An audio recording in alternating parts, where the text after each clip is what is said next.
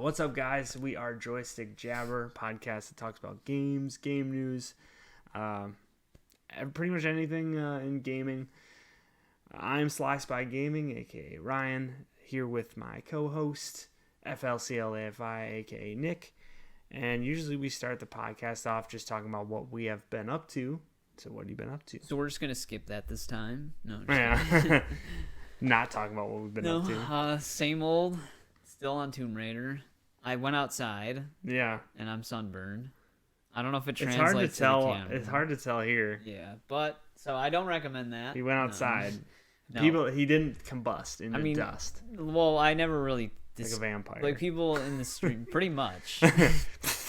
Yeah, that's big. I should just stay indoors. But poof away. Like I never mentioned it on here, but people who follow me on my channel that have been in my streams, I've mentioned it a few times, but I work in like siding, it's like siding on houses and stuff like that, soffit and fascia. But yeah, work picked back up a little bit. We've got some jobs, so I went outside again. This is where we talk about the interesting stuff. The new creator update. This has everything to do with my channel. No, we talk about gaming news. Let me tell you about soffit patience. No, I'm not gonna go into that. I'm just saying, Ryan was rushing me to get home. Yeah, but I didn't have my phone on me. He was like, I want to do this early today. Yeah, and so we're just starting it at the same time we normally do. I know. Then I got here and we just like sat and talked for like 2 hours. So yeah, aside from actually working again, been playing Tomb Raider still. I did finish 3. The finale for 3 did go up a couple of days ago, maybe yesterday. Yeah, I think it was yesterday because today the first bonus part went up because there's still the bonus missions I got to play on that game. The first one was just like technically a cut level that you unlock from unlocking all secrets, but it's only like a 20 to 30 minute level, so it was a short video. Then I got to start the actual expansion for the Lost Artifact, which I think that's 6 levels in total. So that'll probably take me a bit. There'll probably be 3 or 4 bonus parts for that game, and then we're going to be starting Tomb Raider 4. I didn't even know that they made a 4. There's 6 in the original time. Really? Yeah, there's 4, the Last Revelations, or Last Revelation, and then there's 5, which is Chronicles, and then there's 6, which is Angel of Darkness. Which Angel of Darkness is like the one that isn't technically a finished game. Oh. They like rushed it, and it's missing a bunch of features, but the PC version has like a restoration patch. I've never been a big Tomb Raider person. Well, neither. I mean, I've been a big Tomb Raider person from like the 2013 onwards, and I've only dabbled in the original Tomb Raiders at like just very briefly on and off. Never really gave them a full playthrough. I never played the 360 timeline ones with like, they were on PS3 and stuff like that as well. They're on PC as well. But like Legend, Anniversary, and Underworld, I never played those either. Wasn't there like some Guardian one? Yeah, I actually did play Guardian of Light or something like that. Yeah, I played Guardian of Light because it was like an Xbox Live Arcade game. But that had a sequel as well called Temple of Osiris. I never played that one. But I did recently get it because apparently when I bought the Tomb Raider bundle on Steam when it was on sale, Temple of Osiris wasn't out yet, so I didn't actually own that. Though I got it during the spring sale because it was like $6 or $7. So what are those? Just like arcade games? They actually take place in the Legend timeline. So they take place in the Anniversary, like Legend, and Underworld timeline. So are those like a soft reboot or something? Or just a reboot in general? Technically, yeah. Legend came out after 6, but it was like a reboot. And then Anniversary came out after that, but takes place before Legend. But it's kind of like a retelling of the first game. Like you go through like the same levels almost, and it has like the same story, same antagonist, but it's just a little bit different to match the Legend game because it's in that timeline instead. And then Underworld kind of finishes that trilogy. But then they came out with those arcade games. That's almost Skater Boy. Yeah, no, that's the original time. I wonder if Skater Boy's in Anniversary. Yeah, now I'm curious. Cowboy. I mean, I'm planning on doing the Legend timeline after the original timeline, but yeah, we've been playing Tomb Raider for a while. Yeah, you've been putting out a lot of those, and then you're gonna be still on it for a while. Yeah, I mean, I might have 3 more games. Yeah, Yeah, 4. And I heard 4 is the longest out of the original trilogy. Really? Yeah, and it only takes place in one area. It takes place in Egypt only, but it's the longest one. Oh, God. Where normally you're jumping between different locations. But Laura's about to get a lot of sand in her buns. yeah, well, you should see her character model. She gets upgrades. Nah. Yeah. I'm curious if they remaster 4. Like new shoes. Yeah. Reclining. If they remaster 4, I'm curious what her character model is going to look like, basically. But yeah, so the other thing is like we've been playing Helldivers too. Yeah. I've streamed it a couple of times, but I'm usually just on your streams, just with co-op. And then I still want to stream the rest of the Galactic Conquest modes on Battlefront, but I'm kind of waiting for another patch because they bugged the reward weapons. Oh. They work, but not the same way. Like normally when you would hit legendary, you would just permanently unlock it. But now it's bugged. Though it's bugged in a good way and a bad way. So now it's actually really easy to farm it because it doesn't. You know how normally it would be like get X amount of kills in one life, and then you get the medal. Yeah, but like then one. in order to get it again, you have to die and then do it again in one life. Now it doesn't have to be in one life. You just have to keep hitting the kill amount. So like. So would you recommend doing it? Getting them right now, and then when the thing comes out, like yeah, I recommend farming them right now, and then when they actually patch it to where when you have legendary, you get to keep it. Then like actually consider playing. But like right now, if you just keep getting 6 kills with like the pistol, every 6th kill will give you the medal, regardless. Even if it's across a different life. So say you get 4 kills, then you die with the pistol, the next 2 kills will still give you the medal. Oh, nice. And it doesn't have to be in one life, so it's just 6 consecutive kills always gives just you the 6 medal. kills. It doesn't even have to be consecutive, does it? No, you just need to keep getting kills with the gun, and it'll keep giving every you the 6 medal. kills that Every you get with 6 the kills. pistol, you get a medal. Yeah, that's cool. So you can easily get the legendary right now. But so what part of it is what's bad about it? What's bad about it is when you hit legendary status and then you jump into a new game, you still don't have your precision pistol right when you start. But it still works. You have to earn the medal at least once, and then you get to permanently keep it the rest of the match. Or normally you would start with it if you were at legendary. Okay. So that's the bad thing. So yeah, grind it out now so that when they fix it, you should just have it permanently, I'm guessing. Yeah, because you would have unless they reset the medals or something. Which would suck, because I did earn a few of them legitimately. Yeah. And then the other ones that's bugged too is like Endurance, Guardian, and War Hero. You only get those once a match now. So even like, because normally you would have to get so many points in one life. That doesn't work the same way as the weapons. So say it's like 10 points to get Endurance in one life. Once you hit 10 points and you get Endurance and then you die, you can't get it again.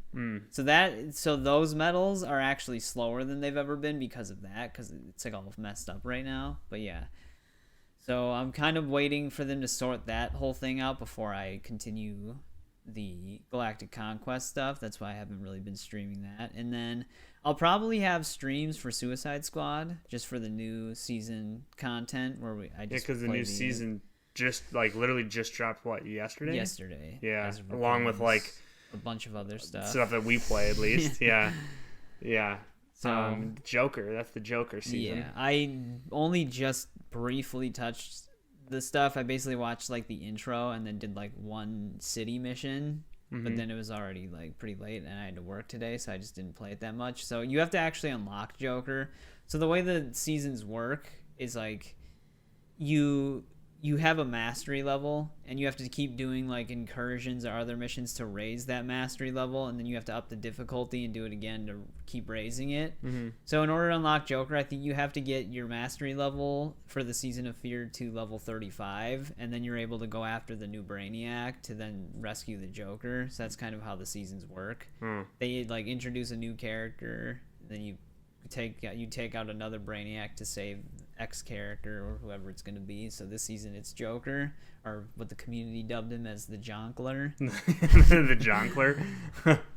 I don't know how I feel about him yet. They do give you like a little intro cutscene it's kind of very Avengers, where it's like an animated cutscene for a character that they didn't actually give a story to. So it's like that. But the voice actors here and there, it kind of sounds like Cicero from Skyrim. I don't know if that's who it is, because like I tried to look up the credit and they don't credit him? Not on IMDb at least. But they probably credit him somewhere else. But yeah.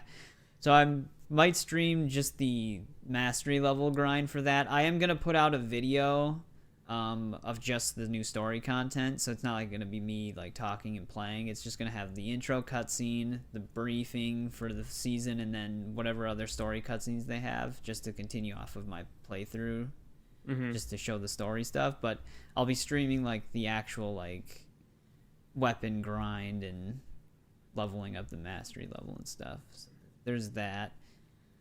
Texas Chainsaw got new stuff, but I didn't really plan on jumping back into that yet with the Miller, Virginia. Yeah, I know, but like not deep. There's too many live service things being juggled right now, because then Cassie or Janet Cage also came out on Mortal Kombat. Oh, she 1. came out too? I didn't even same know day that.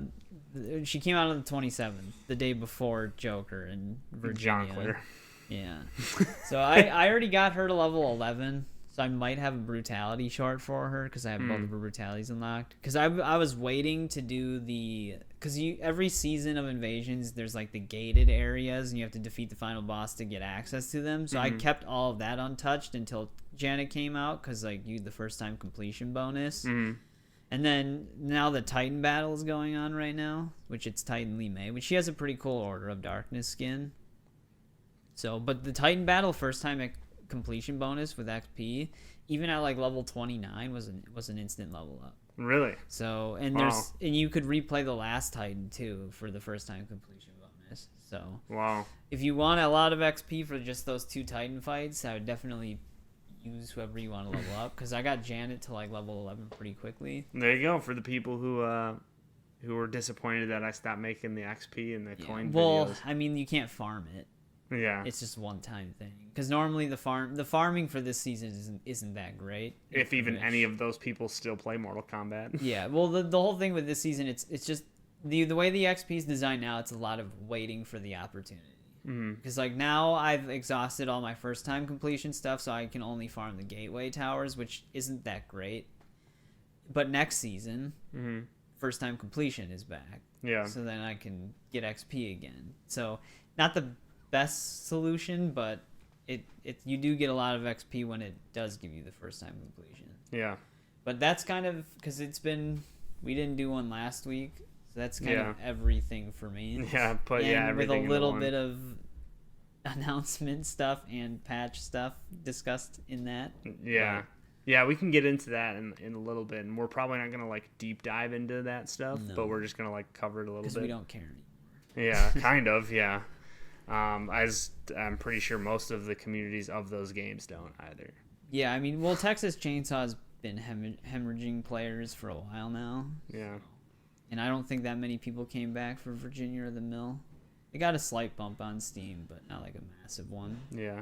I have been just like, I've dove headfirst into Helldivers coverage. There's been so much just dropping in Helldivers, like literally not multiple times a week. There's like an update, new guns, new stratagems, like new stuff happening on the Galactic War. So I've just been putting my nose down, just like covering like everything that comes out. Dude, Troost is probably liberated right in now. Helldivers. It probably is. What am I doing here? I don't even know. I should be Super Earth News.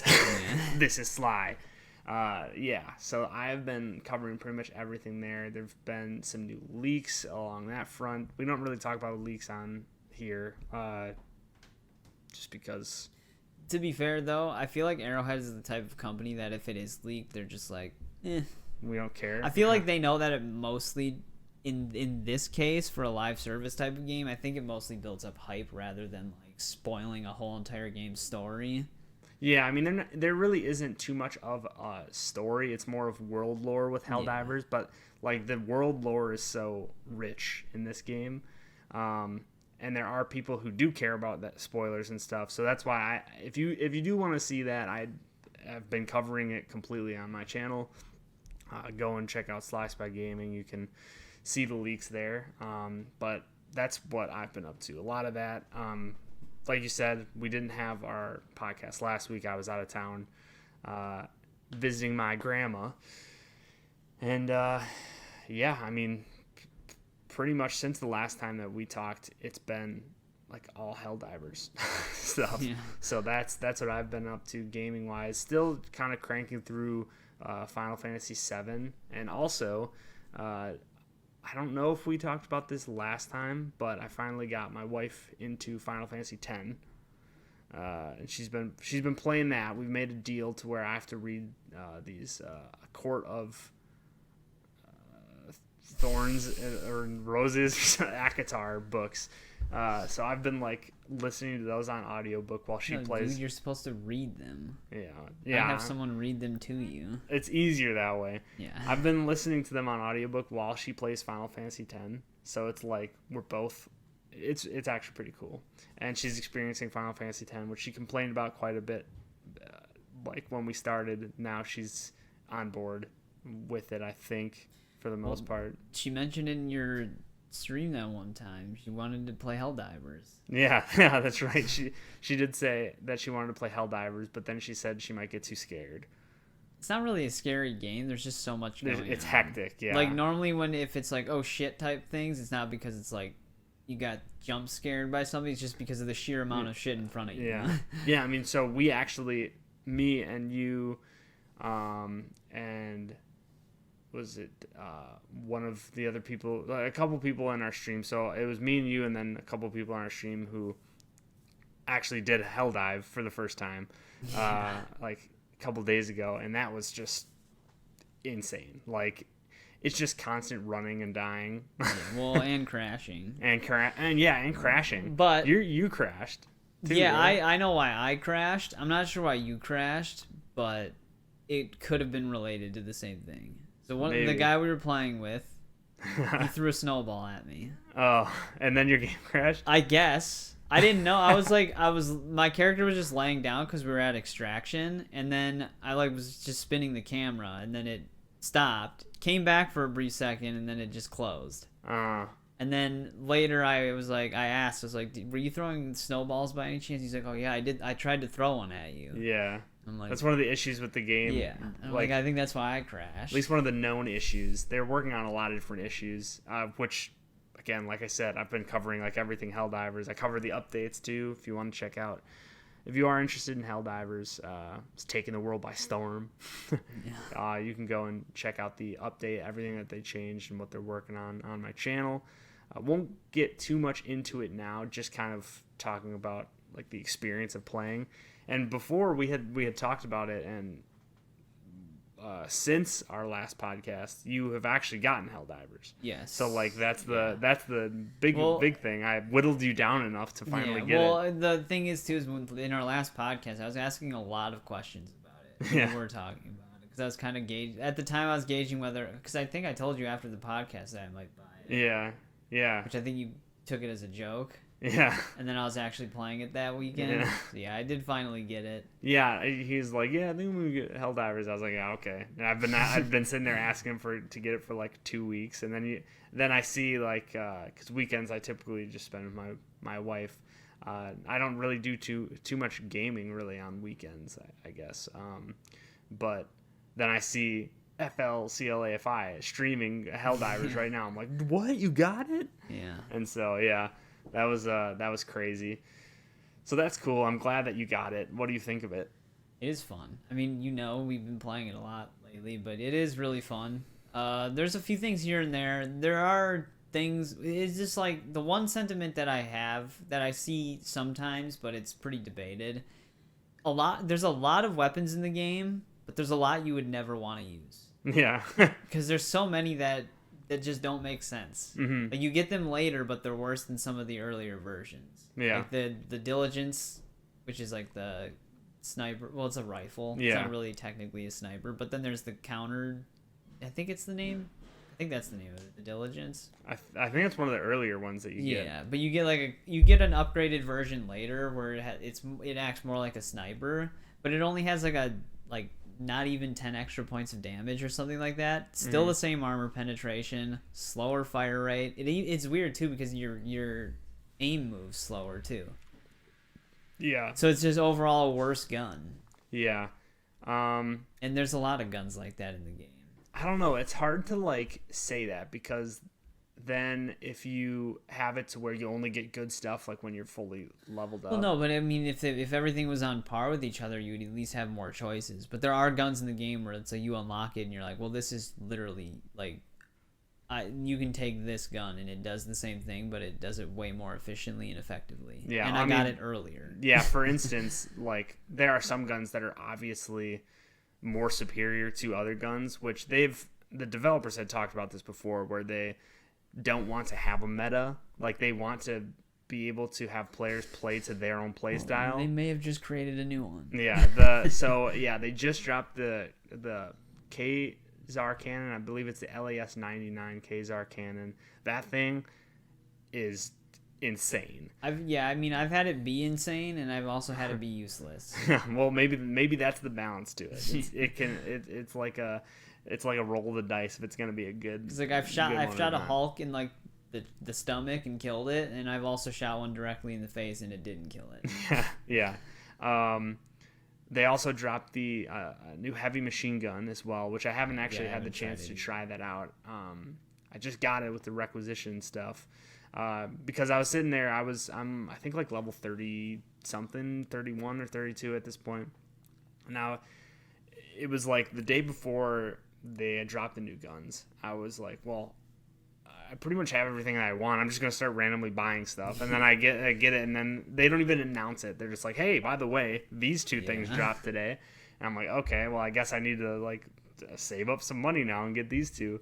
But yeah, the laser cannon it's good. Like you don't need like it doesn't need ammo. No. Which is awesome. Like that's really, really nice. It's not expendable. The other thing too is like you read the description and it says like it suffers a really long cooldown after each shot. It really doesn't. The cooldown is pretty fast. Yeah. But we weren't on a cold planet when we used it. We were on like a foggy. I think we were on Troost. Yeah. Yeah.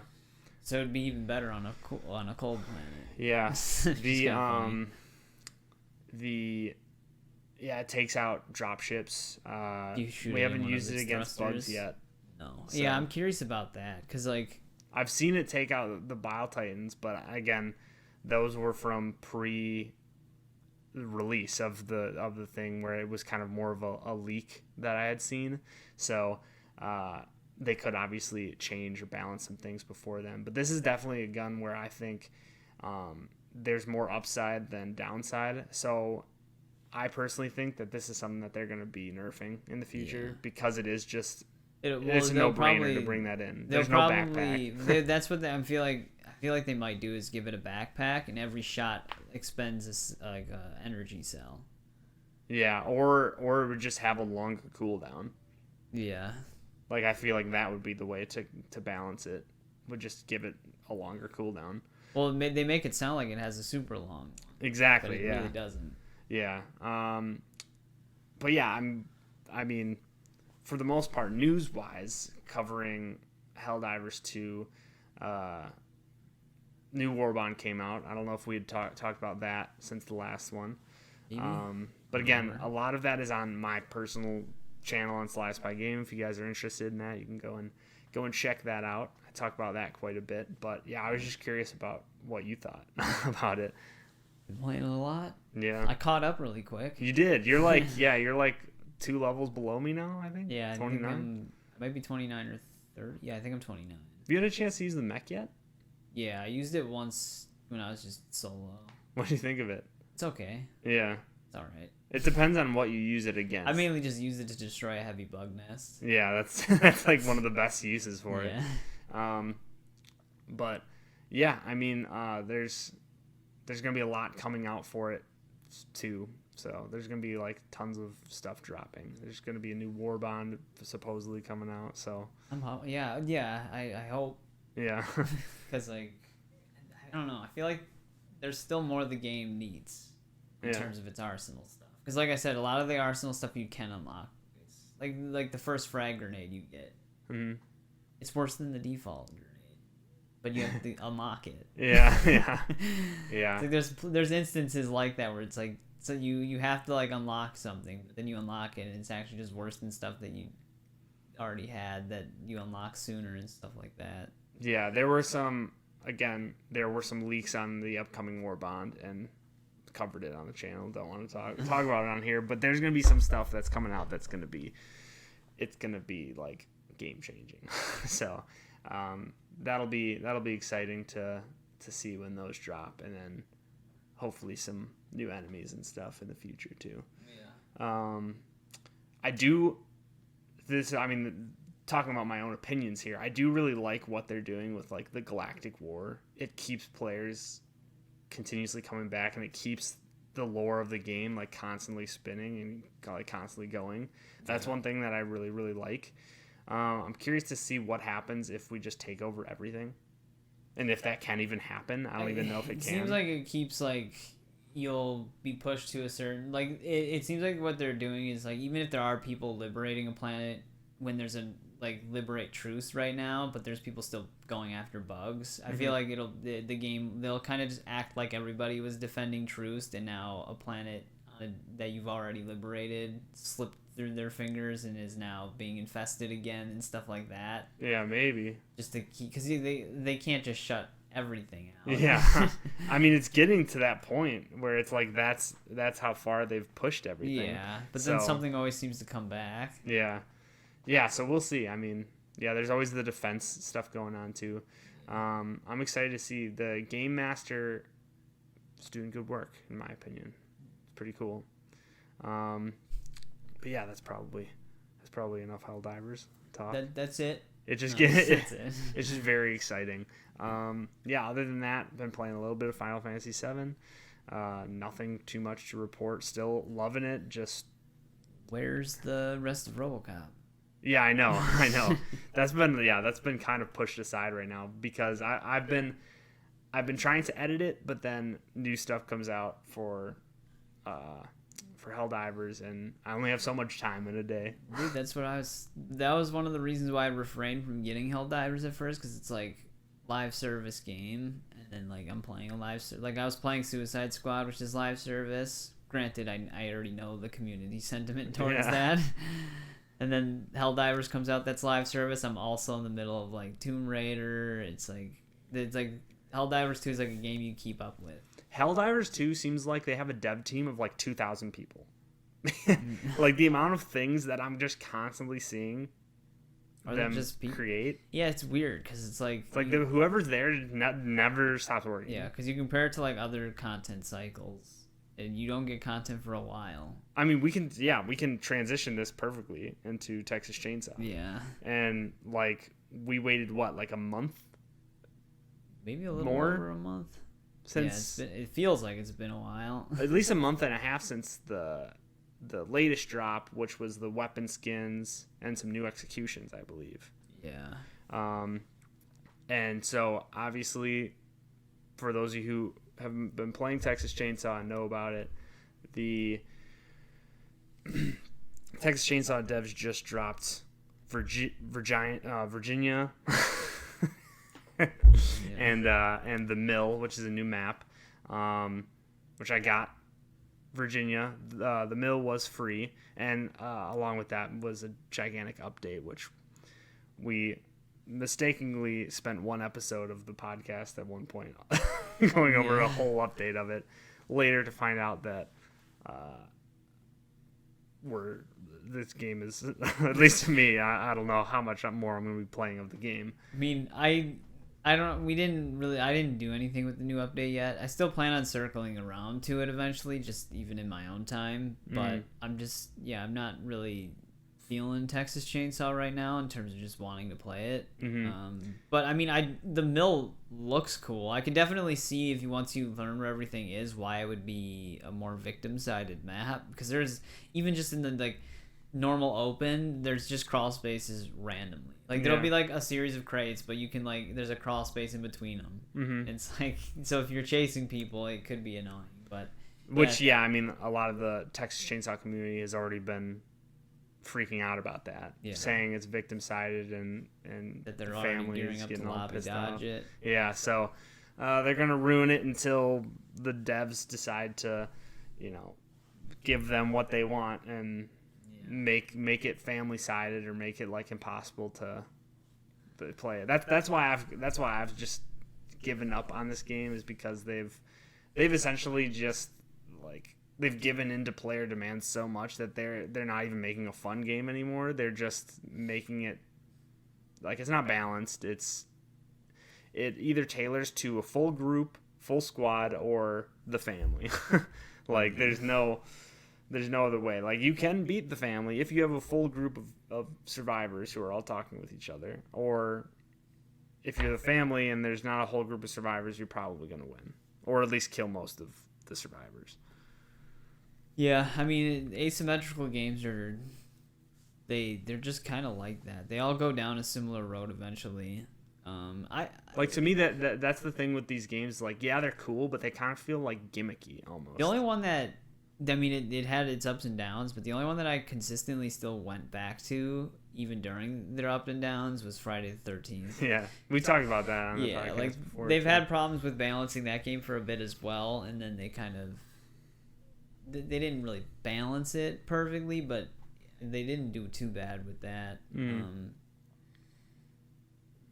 Evil Dead the game, that's a game I wish was still kind of going a bit, because I did have a lot of fun with that game. It's just, again, it suffered. The one major balance issue it had was just how ridiculously powerful small units being possessed were. Like, if the Deadite player decided to just keep spawning basic units and possessing them, it was there was no reason to summon the boss and use the boss, because you could just keep possessing basic units and it'd be way more effective. Yeah. Especially in early game, because you could easily drain victim resources or survivor resources, and it was just way too powerful. And they didn't touch that.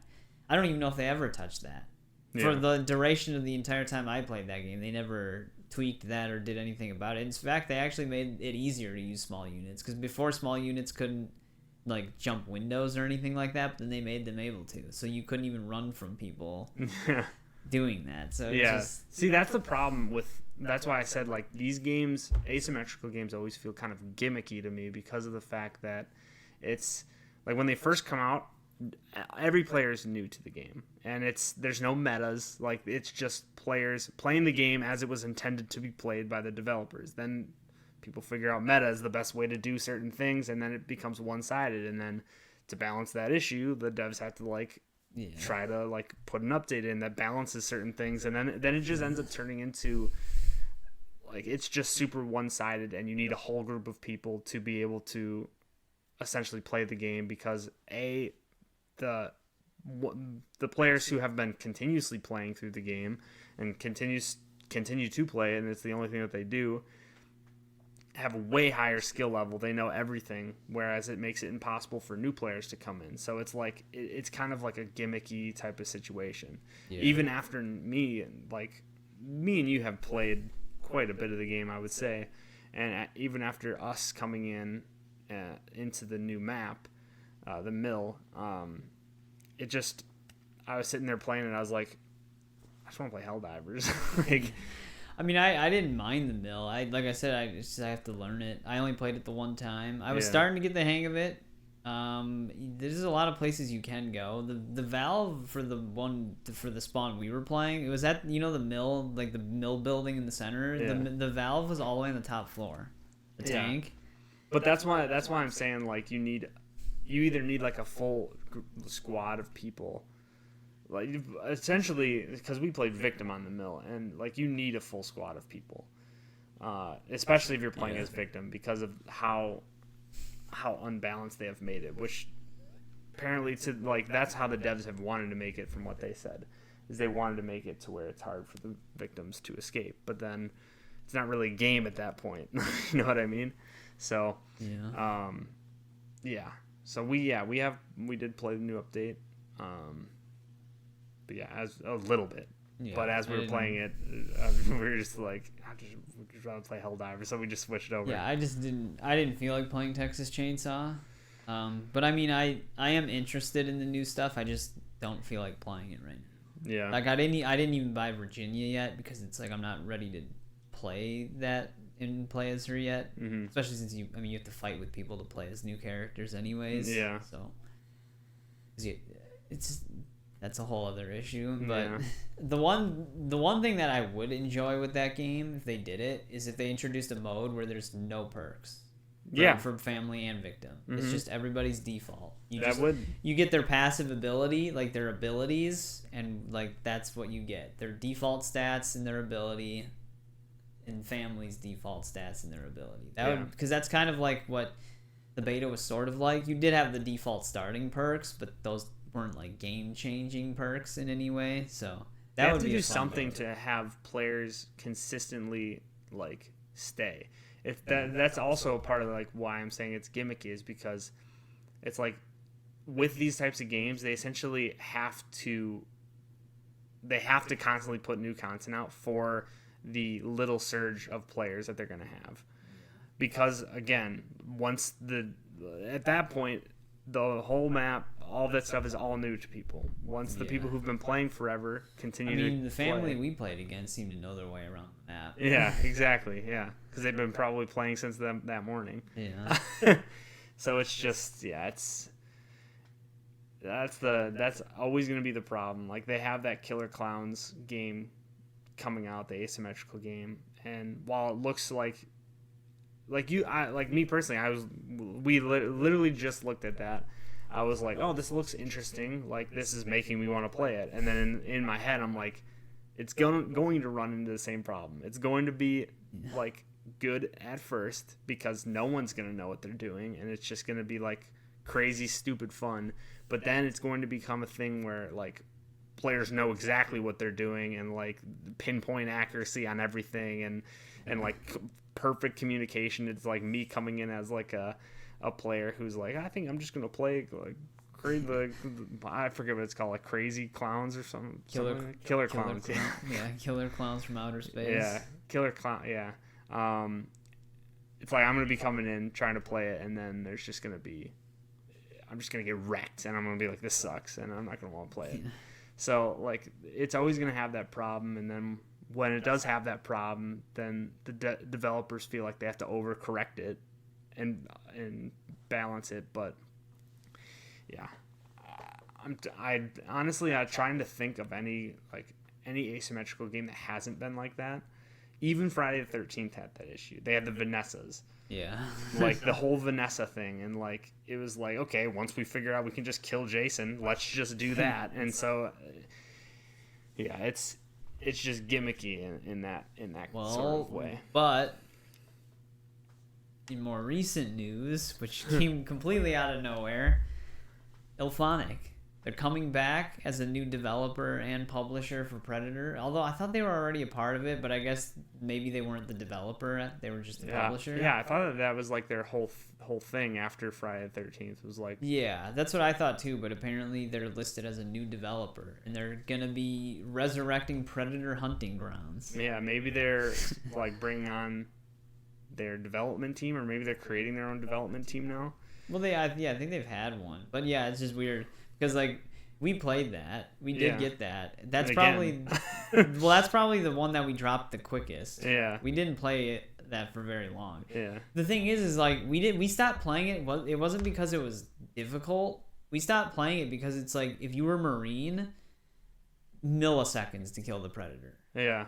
And then it just. Well, you couldn't play as the Predator. You can only play as the Predator once you unlock like the heavy like Berserk Predator. Yeah. Because then when you unlock the Berserk Predator, you just run in and just melee all of them to death while they're shooting you. And that's a game, even when it came out, that was like how I was saying, oh, it's nice when it comes out because it's like balanced. No, it was broken the second it came out. Yeah, like I remember just because if you with the deluxe edition, you had the minigun. Mm-hmm. That thing would melt the Predator instantly. Yeah. So it's like the only thing the Predator could do is like just sit up in the trees and like shoot the plasma caster or throw the smart disc, which at launch, the smart disc with the input ping and everything like that, it would literally fly through the air like this. It's like, how am I gonna hit someone accurately with this thing teleporting all over the place? Yeah, and then even if you were like invisible up in the trees, you'd hear like the snarling. Yeah, or just noise. The thumping of him landing on the tree. Yeah, but look it. There's glittering, and then they just, you're And then, like, every few seconds, the eyes would glow yellow. Mm-hmm. Yeah, it wouldn't be hard to find the Predator. It wouldn't be hard to kill invisible. The Predator. Yeah, they'd have to maintain a huge distance. It was just funny, because it was like, we play as the Marines.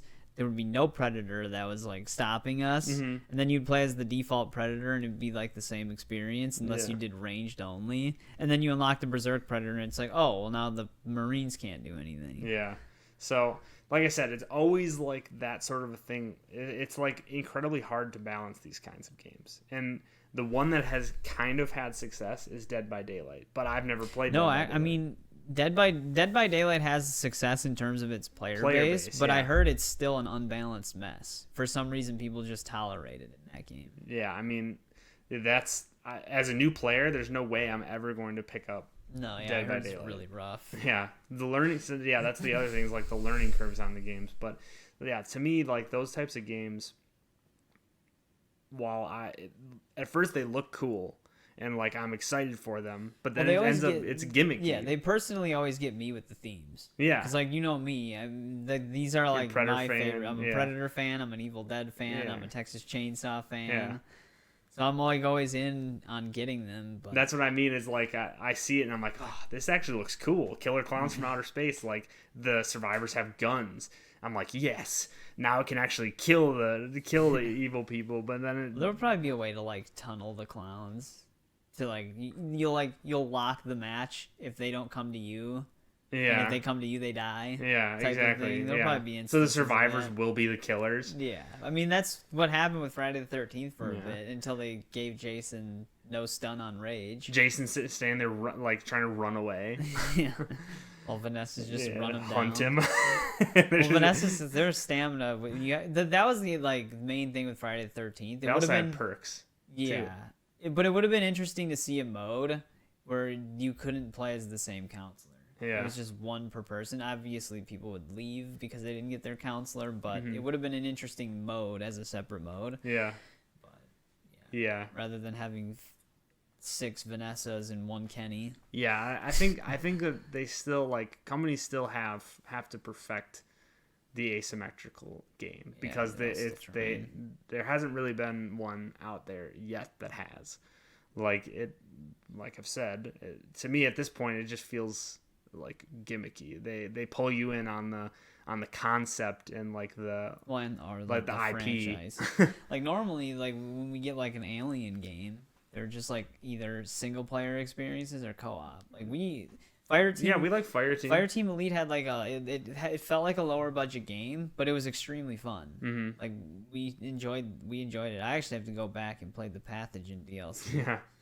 But yeah, that was fun. And then the other game was like Alien Isolation. Mm-hmm. Amazing game. Alien vs Predator. I mean, I like that game. The sad thing is on PC though. Well, yeah, the PC version's like they just blow the PC version's like public servers, so it's just all hacking pretty much. The one I joined, you'd get like a shit ton of XP in, so I was able to get the level 51 achievement really quickly on PC. But when I played it on 360, because I don't know if you remember this either, but I was actually with the Predator. I was number 2 on the leaderboard for like the first like 2 weeks of that game. Oh, really? As a Predator player. I don't remember that. But that dropped very quickly. But I wasn't really like paying attention to the leaderboards. But yeah, I remember that. I was actually pretty high up there with the Marine as well, because the Marine was actually super powerful. Mm-hmm. Weren't the aliens like insane? They could be. Most of the time, as alien player though, you're just trying to get the backstab kills because you can easily like escape and run away. With Marine, you can just like sit a corner and just tank everything. Yeah. That was a broken online game even on console, but it was fun. Yeah. The story modes for that game were fun too. The story. Oh, yeah, because they had 3 different stories. It was like the alien, the Predator, and Marine. Yeah. That was one. That was back when they had single player stories. Well, the alien. They had to have single player stories. Yeah. So I guess transitioning into, away from the asymmetrical games and into more of the co-op type of game, Embracer and Gearbox. So Embracer has given up Gearbox and it's been acquired by Take-Two. Yeah. Which is interesting. Apparently they've also started the production or development on a new Borderlands game. Yeah. So we'll see what that's going to be like. But And a new Homeworld game. And a new Homeworld game. I don't know that much about yeah. Homeworld. When we originally talked about it, we thought that it was Homefront. Yeah, they misread it. Yeah, and then I asked you if you'd ever played the Homefront games. You never have. But the first Homefront game is really good. That's kind of going off topic a little bit. But yeah, I mean, I don't know what this is going to really mean for Borderlands. I mean, it's Take-Two. So I would guess it's better than being in the hands of Embracer right now. I mean, under the hands of Embracer, you just wouldn't see another Borderlands game. Or you'd see like a remaster of the first one, I guess, or just a random re-release. But with Take-Two, though, I don't know. I would just expect a lot of monetization. There's probably gonna be like loot boxes. Yeah, that's a good point. Yeah, they're gonna see how much they can monetize it, make it live service, and ruin the heart of the game. Pretty much, yeah. Because originally in Borderlands there was like keys that you could get, which you could unlock like this ongoing chest that like they were like loot keys. So it was like I forget how you could get the loot keys. There were like certain things you could do in the game. You had to like sign up for this thing on it was either on their website or something like that. But you get these keys that you could use, and I could totally see them monetizing that so that you could get powerful weapons through that like system. One like that is something that I could definitely see them doing, which would suck. But to be fair, I don't really have a say in this because I played a lot of Borderlands 2. I personally could see that you getting into that game. I played Borderlands 2. I played Borderlands the pre-sequel or something like that, which that wasn't very fun. Played a little bit of Borderlands 1, but my main one was Borderlands 2. Played a little bit of 3. Tina and Wonderland. I have not played that one at all, so I can't say nothing about that. But yeah, me and my good buddy Tyler used to play that quite a bit. I mean, the only upside is that it might have like a decent budget behind it to where it would be like they could flesh it out a bit more, maybe. I guess it depends. Yeah. Unless Take-Two just doesn't care about it, they're just gonna try to use it as like a way to monetize as much as possible. Which I mean they're gonna take the fan base and spit on them and monetize the game. It's very possible. Yeah. You never know nowadays, but that's something we'll have to see, I guess. Yeah, I haven't been on the Borderlands wagon for a while, so I'm just hoping that they don't piss off the fans of the franchise, I guess. Speaking of pissing fans off, I mean, I've never played Dragon's Dogma, but Dragon's Dogma 2 did come out, and I mean, I did hear that the game itself is really good. It's really fun, and there is actually like a good game at its core. But on the PC side of things, oh yeah, not the so PC much. port was terrible. Apparently, PC port has like horrible stutter for a lot of people, a lot of crashing issues. There was a lot of reports of it where you couldn't even really get past character creation without the game crashing, so you couldn't even really start it. So it's Cyberpunk. Yeah, I worse think than Cyberpunk. Probably no. Well, I don't. Maybe worse than Cyberpunk's PC port. Yeah. But if you would compare it to like Cyberpunk's console port, it's better than that. But yeah, I mean, so it's been riddled with a lot of issues. There's problems with the game fundamentally as well that stretches across all platforms, and you can't have multiple saves. And for a game like that, that's really weird. With character customizer, yeah, that is well, and just odd. It's like an RPG style game, but it only saves in one slot. Yeah, that is really weird. So like, if you wanted to like make a save and then try something and then reload, you can't do that.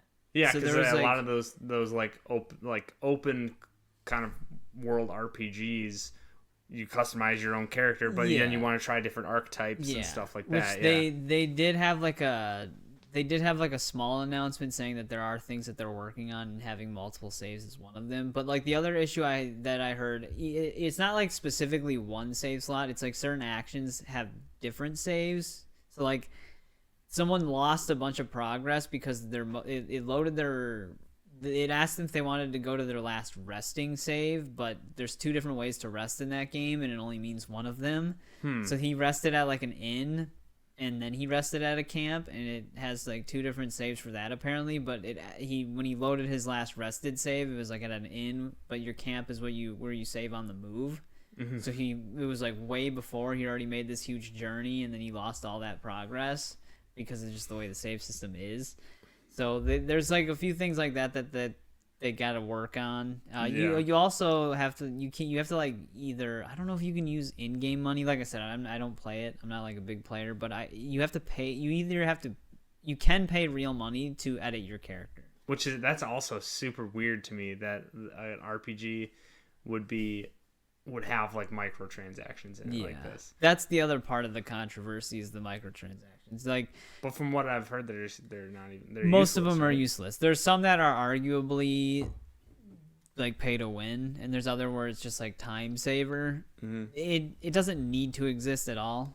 They did the same thing with Resident Evil 4 Remake, where you could skip your weapon custom, like you could upgrade your weapons with like a ticket instead of earning the money in game and just buying the upgrades. There's no multiplayer on the game, right? I don't think so. Or like at least competitive multiplayer. I don't know if there's like co-op. I don't think there's co-op either. You can upload your own your own characters, and then people can have them in their party and stuff like that. But I don't think there's like an actual online element. So I think that people throw around pay to win a lot more than they should. Yeah. Like a lot of people will say pay to win on games where it's like people use pay to win, for instance, on Helldivers. Yeah, with the cutting edge. Yeah, it's like pay to win. What, like you're not winning against anybody else. Well, yeah, but it's like when Helldivers case, when they say that, it's like, oh, so if I don't own cutting edge, I can't win.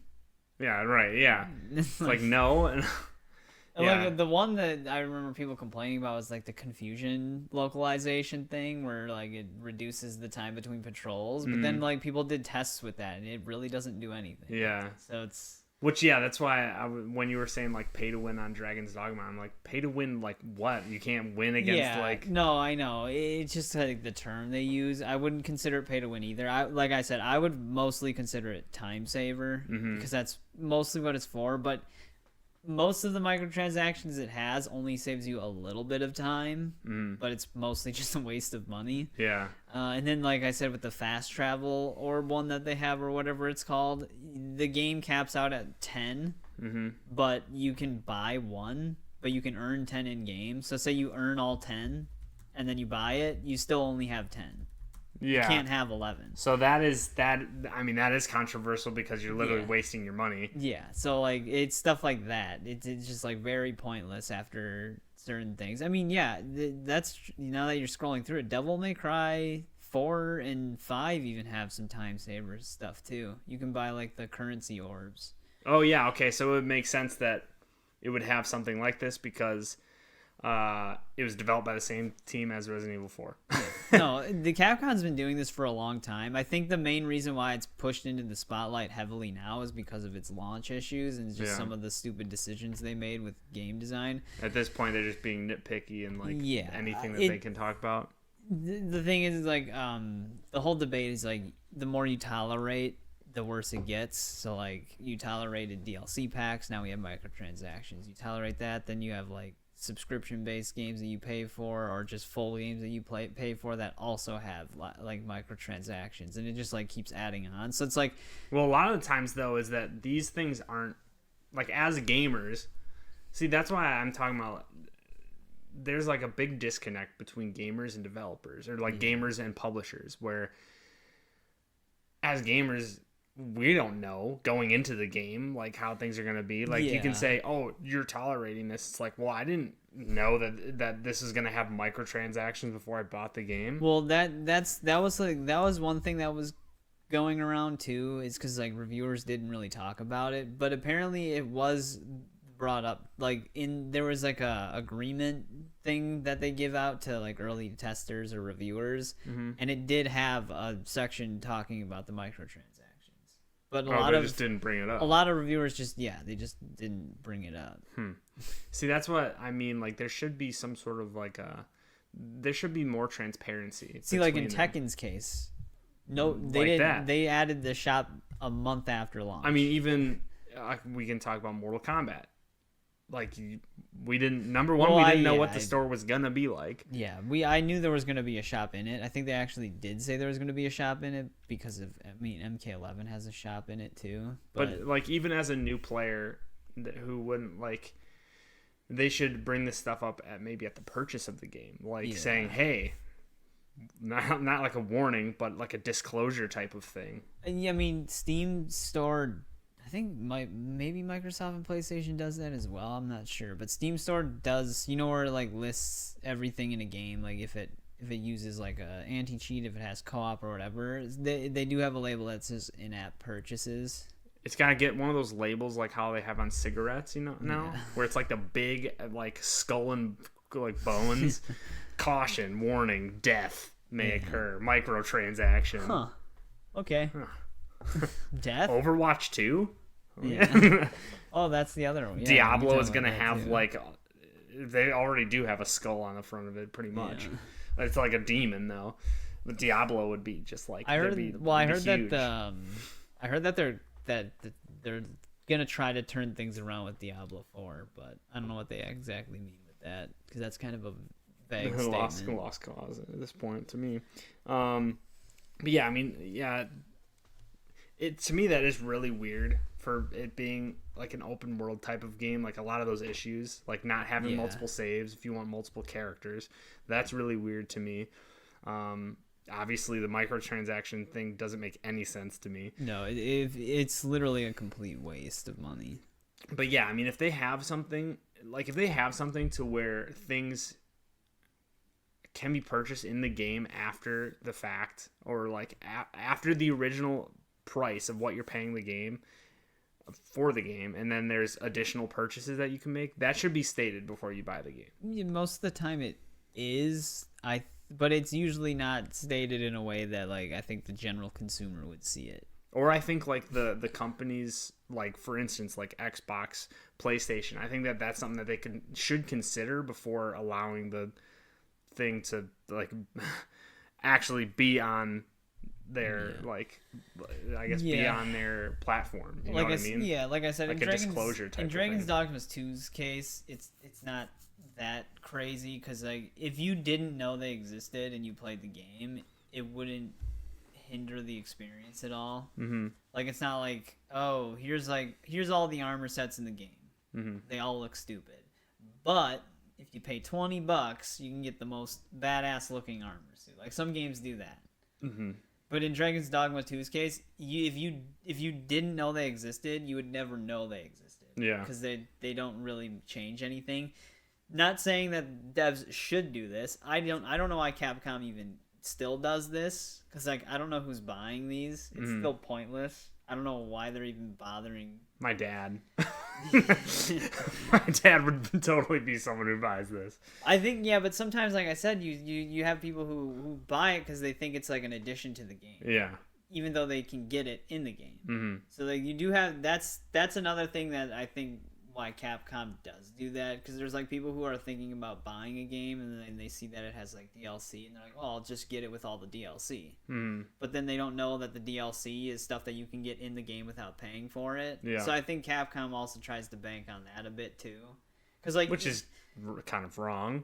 Well, yeah, I know, because even like Resident Evil, besides the weapon upgrade tickets, you can just buy access to all the bonus items without earning them.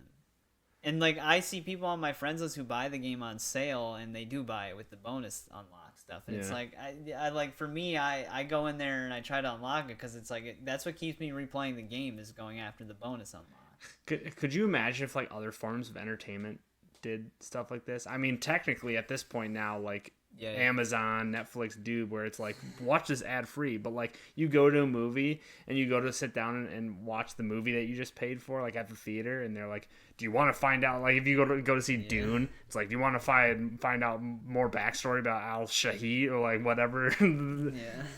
Like it's weird to me, like that. Well, I mean, it is weird that it has been accepted at this point. And especially for paid games. I can see for free to play games. But like for paid games and then additionally having like the monetization added onto it, I can see how people are getting pissed. Yeah, that's always the biggest one.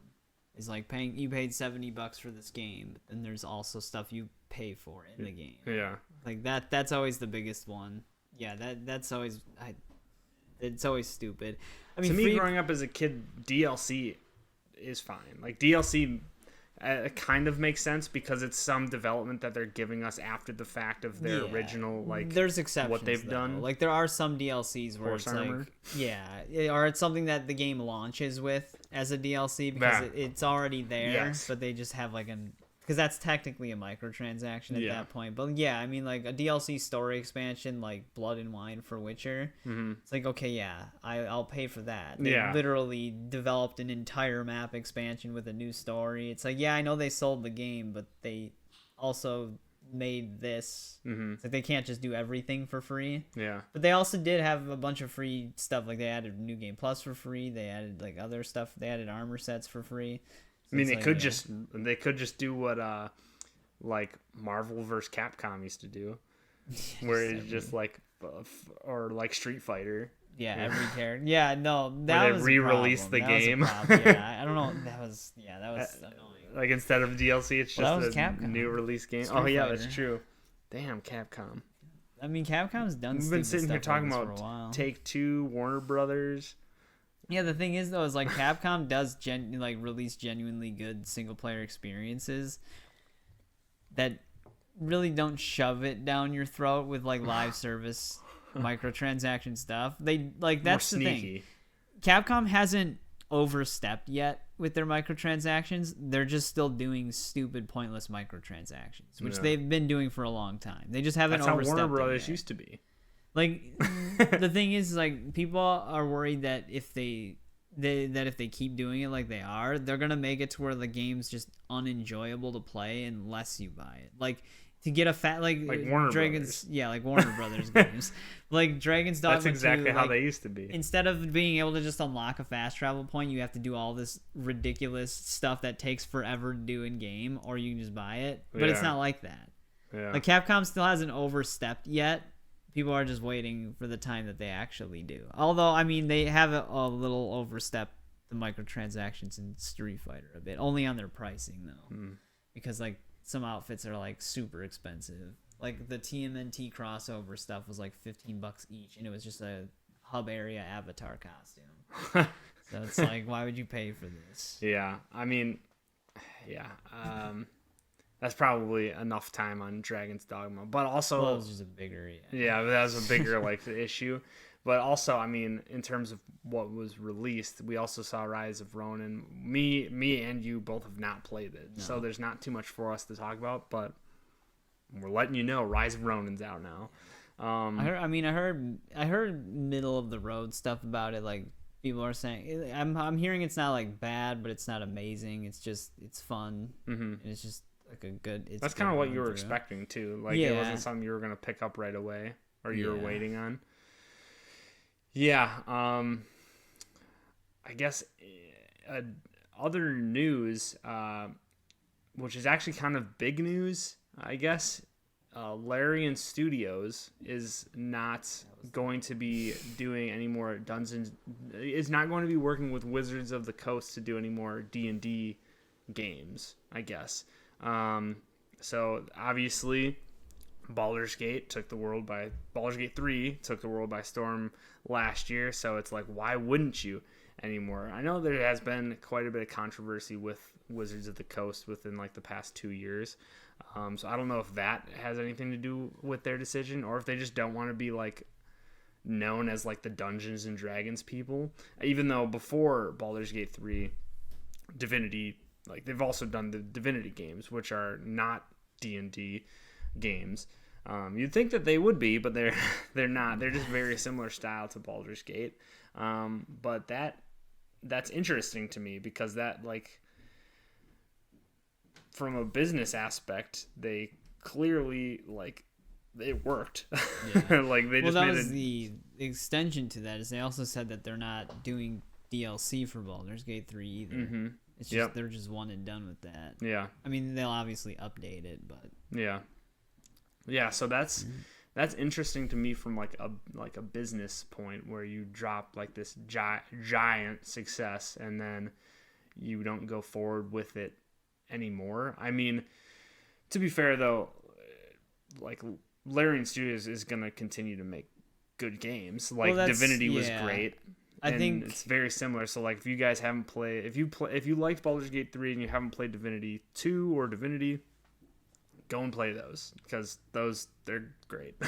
I think that's what they're trying to. I think they're trying to draw a line in the sand early because you always see developers like Ed Boon, for instance, for Mortal Kombat. He always constantly says how he wants to try different things in gaming. Like he wants to do more action adventure stuff like Shaolin Monks. He wants to like revisit that genre, but they're just basically stuck constantly doing fighting games. Mm-hmm. So like maybe Larian's just like, maybe we know we can do other stuff than just these type of RPG type games. Maybe they want to do fighting games. Maybe they'll do a fighting game. I'm just saying they're probably drawing a line in the sand early so that they can branch out and do things. Yeah, because they already had their major success, so they can just try new things now. Yeah, I mean, Divinity 2 was also a huge success, and I think that's probably why Baldur's Gate 3, like that's what people had said was that like that's why Baldur's Gate 3 had so much hype going into it when it was released.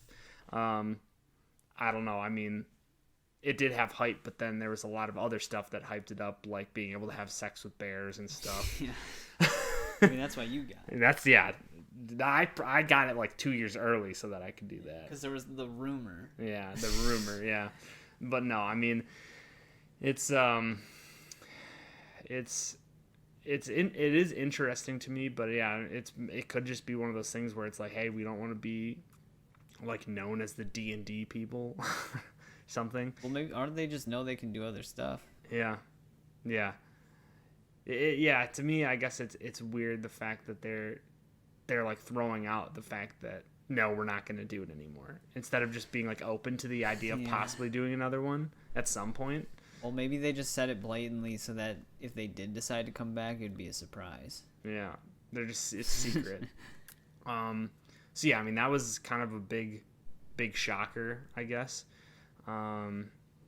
Really, there hasn't been too much new. Like, there's just been tons of games being released and this year already. Just updates. Yeah, and a lot of updates on games, a lot of live service, live service stuff. Well, I mean, the one thing too, in terms of just RPG style stuff, Bethesda, there was like a recent 30th anniversary thing for Elder Scrolls, and they did quickly announce that they're currently working with a playable build of Elder Scrolls 6. Mm-hmm. So there's some development progress. Yeah. It's happening. Yeah, that'll be just a small update on that. They said something about like the servers. They had to get the servers up and running. Yeah. Same with Fallout 5. They said it was going to be called Elder Scrolls 76. Yeah. It was a typo. They forgot the 7 last time. And yeah, you're only going to like, there's no actual NPCs to talk to. You just go around and read scrolls. Yeah, just books and scrolls. Yeah, that'll like give you the missions that you have to do. And then the person who reaches the end can cause world devastation anywhere he wants on the map. Yep. Yeah, exactly. There'll just be thunderstorms, meteor strikes everywhere. Yeah. No, that's for those of you who don't know that we're being sarcastic. We're being completely sarcastic. All they said is that they have a playable build. Yeah, that's pretty much the only stuff. There's also a little bit of talk on Fallout 5, but I feel like that's also because of the upcoming Fallout show. They also recently announced that. I mean, not recently, but they already stated that Fallout 5 would happen way after Elder Scrolls 6. Mm-hmm. So even though they probably have concepts for Fallout 5, they're probably not actively working on it. They just have like millions and millions of AI generated vaults. Yeah, and voices and characters. Yeah, they're making it with AI. Yeah, completely. Well, that is one of the other news stories that did happen that I almost forgot about. There was a company, I don't remember the name. Keyword of it. Studios. Was it Keyword Studios? They were trying to make a game fully with AI, and they failed. They canceled it because they couldn't do it. Yeah, I don't know if we talked about that on the last podcast just briefly. Maybe. We just might have just brought it up because that's pretty much the story. Is like they tried to do it and they're like, we couldn't do it. Yeah, like it needs humans. It needs. I would honestly like to see them release some of whatever they had. Probably be the trippiest.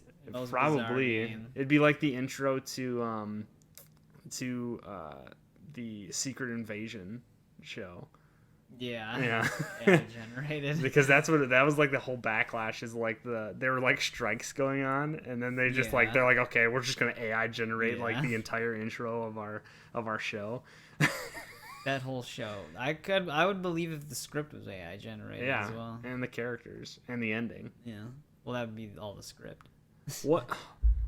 Yeah, the person putting in the like prompt for the AI. What if the person gets all of the powers ever? Well, or it was just written by like a elementary school kid. Yeah. No, I have that power too. Okay, fine. Then I get laser vision. Yeah. All right. Well, I have laser vision now too. Well, I have the ability to have whatever ability you have. Yeah. So, so I guess I just win. That's my superpower. That's my superpower. So, yeah, that's. Nuh-uh. And then we can do a quick transition while we're on Marvel. Because they announced 2 new games, but I mean different studios. Yes. There's Skybound, which is making the Black Panther versus, it's just Black Captain America, Black 1943, Panther. right? 1945. Oh, okay, 2 years off. So there was mostly just like a story trailer. It said it was in-engine and was basically gameplay, I guess. But I want to see like actual gameplay, like what you will be doing in the game. But I mean, the trailer is good. Yeah. But like I said, trailers do have a way of being misleading with games nowadays. So it's like, while it looks really good and I'm definitely interested in it, I need to see the actual like what you'll be doing in the game before I'm like fully excited about anything. Yeah. But. So actually the funny thing is like one of the writers on that game, he has his own podcast with Kevin Smith, and that's kind of what like inspired me to want to start doing this podcast called Fat Man Beyond. And wow, dude. It used to be can't say that. It used to be Fat Man on Batman. But then did he talk about Batman? Yeah, it was like a whole podcast about like it's about pop culture. Like I believe it originally started with them just like discussing Batman and comics and stuff, and then it kind of evolved. But now it's called Fat Man Beyond because I think they got in trouble. So, but yeah, one of like the co-hosts, or I guess one of the hosts on there, Mark Bernardin, he was a writer on that game, so I had heard about it a while back, but then actually seeing it just looks amazing. Obviously, he didn't have anything to do with the way that the game looks, but I am excited to see like the writing behind it and everything, and kind of see what's. I mean, it almost looks like it could be something like the Guardians game that we saw. Like what was it? 2 years back? Maybe a year back. I don't know when that came out anymore. I could see it being something similar to that. Yeah, it's called like Rise of Hydra or something like that. Actually, I don't think it's 1945. Yeah. So yeah, I am interested in that. The graphics look great. I would, like you said, I would like to see what it looks like in game, because obviously that's not gonna be what it looks like in the game. I mean, it could look like that during like story moments, and it could have that good of graphics, but I want to know what you actually will be doing in the game. Yeah. I'm assuming it's combat focused. Yeah, and the developer of the Guardians game was Marvel and Eidos. I wasn't actually sure who had developed it, but this one's being developed by Skybound? I think so. That was the only name that popped up. I think Marvel's like a publisher for it now. I don't know. Yeah, it's Rise of Hydra. But yeah, then the other game. Oh, is it just called? Oh, it's Marvel 19. It is 1943. I thought the beginning cutscene said 45. Okay, so it's Marvel 1943: The Rise of Hydra. Yes. Okay, it's an interesting name. Yeah, doesn't have Captain America in there at all. No. Because the other thing that I heard with that game is that it's 4 playable characters. You can also play as like that military guy and then the Royal Guard, whatever they were called. That's the interesting part to me is like, so I can play as Captain America, Black Panther, or I can just play as these random 2 people. Yeah. It's like, okay, well, I guess I'll play as Captain America or Black Panther. Yeah. So it's gonna be unless each of their they have their own story with their own missions. Like with Gabe, you'll be doing like that's what I would assume that it's going to be, but there will be like crossover between it. Yeah. Like it'll be like I want to say Kane and Lynch because not like that, but like there have been some games that have done that in the past where it's like you have the different playable characters and like Resident Evil 6. Yes, that but then they like cross over, yeah. So yeah, this one's being developed by Skydance. What else has Skydance? I think I was calling them Skybound. Yeah, what Skybound is The Walking Dead, I think, but yeah, Skydance. What else has Skydance made? Don't know.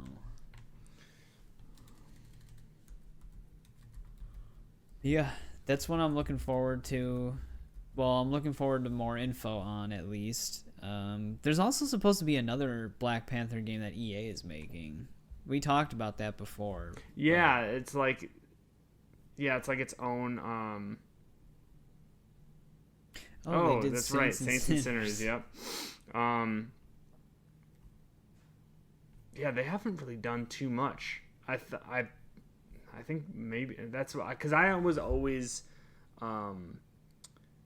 confusing those as well because of Saints and Sinners. I was confusing Skydance and Skybound. Yeah.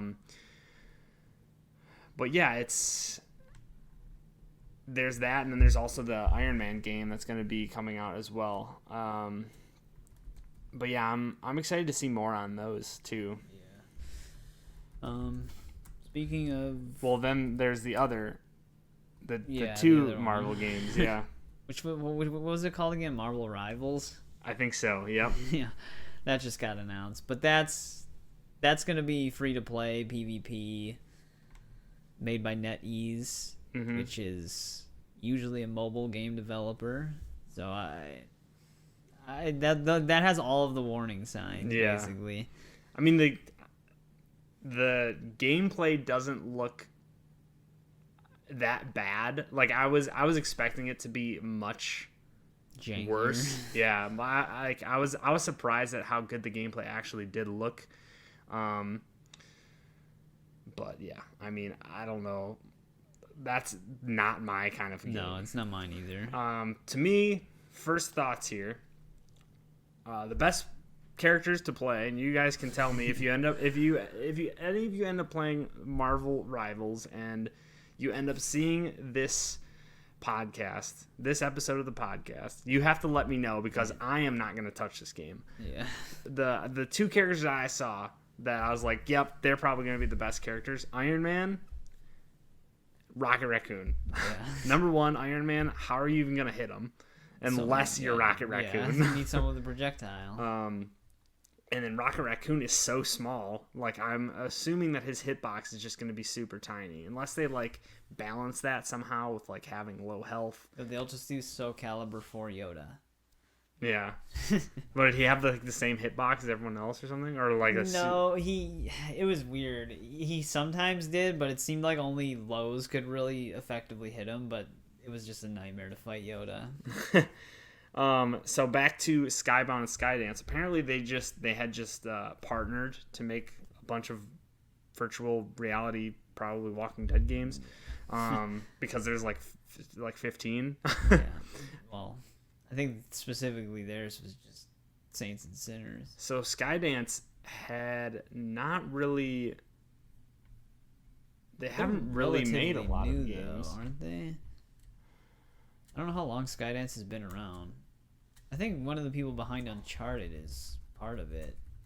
They're the ones that are directing the Marvel 1943 game. But yeah, so they haven't really made like a ton of games. So and this is just all about that. yeah. Yeah. But well, speaking of VR games, because this happened this happened somewhat recently, but VR in general. PSVR 2. Sony completely stopped production on it because they have so many because nobody's buying it. Mm-hmm. And they also recently announced that they're going to try to make a way to make PSVR 2 compatible on PC. Which would be pretty cool. That should have just been standard for the PSVR. There should have just been an option as a headset for VR across PC and PlayStation, because like PlayStation itself doesn't offer enough VR titles to make buying a $600 headset worth it. Yeah. So it's like all. I mean, that's even kind of even a like no-brainer. with like Oculus or Steam VR, like the cool thing about Oculus is not its library. It is a platform. Like you kind of have to make it to where you can play your Steam library of games as well to make it worth it. Yeah. You know what I mean? So, which it's definitely possible, but like, yeah, PlayStation itself, number one, it's limited by its hardware. Yeah. So it's already limited by that. There's not going to be a ton that you can do in VR to begin with. I would imagine that the way they're going to do it is going to be, because they also came out with that handheld where you need the PS5 on and then it streams to it. I'd imagine the PSVR 2 PC method thing is going to be a similar method. I heard it was like not really just like native working on PC. It's probably just going to be like you can use it for, I don't know how they do have that PlayStation app. Yeah. Where you can stream, but it's, I mean, it'll probably be something. To be fair, streaming to PlayStation, unless you're in one of those areas where you get like 1 gigabyte of like download speed, it's not good. I remember trying to play Sly Cooper, but like it's a platformer. Yeah. Like, you platform on it. Yeah, you don't need timing. Dude, I died like I first like 5 times I died just trying to jump from one platform to the next. I was like, okay, I clearly can't play this. Like. Yeah. I thought that I was going to be nostalgic today and enjoy my childhood, remember my childhood, but no. I remember you actually got me a Sly Cooper game. Oh yeah, I did. That was a long time ago. Yeah, for my birthday one year. Yeah, crazy. Brand new. Yeah, it was. That was a really cool present. And then you did nothing. No, I'm just kidding. Yeah. But yeah, I think that's like most of the news. We even got like the small stories. Like I said, there hasn't really been a ton of news in gaming. It's just right now it's just very like. Yeah, well, yeah. Like there's been a lot of game releases. Yeah, a lot of it's just been buried in like updates to games. Yeah, there's been like a ton of updates. Drops for games, and then just and 2 new games. But yeah, usually we cover the upcoming game releases. I mean, I think something came out today. Oh, the Stellar Blade demo came out today as of recording this, which is March 29th. The game actually comes out in April.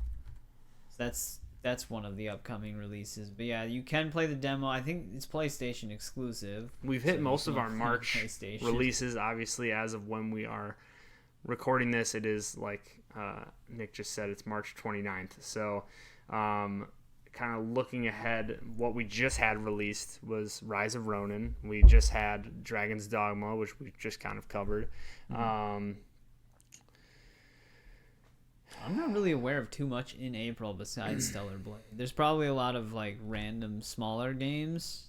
Yeah, there's a huge list of just smaller PC games coming out. Yeah, it's going to be like the upcoming months I think are going to be a little bit slower in terms of gaming news, in terms of gaming releases. So April 26th you have Stellar Blade, and really there are some other games kind of coming out through through April and everything, but no like big games. I know one game that is, I don't know if it's coming out this year, Judas. I'm really excited to see more on that game. I don't know if that had a release date. I don't remember. I know they are bringing Ghost of Tsushima. I mentioned this before, but they're bringing Ghost of Tsushima to PC in May. Yep. That probably